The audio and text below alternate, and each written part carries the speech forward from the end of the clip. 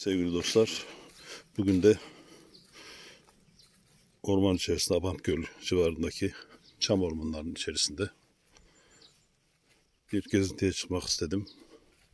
Orman buradakinden daha kasvetli aslında. Yani görüntüde onu göremeyebilirsiniz. Sis var. %90 oranında nem var zaten. Damla damla üzerinize yağıyor. Ve sıcaklık yaklaşık 18 derece. Bakalım nereye kadar gidecek. Gerçekten korku filmlerindeki gibi ürkütücü bir orman ve ağaçlar, devasa ağaçlar. Göknarlar, sedirler, çamlar.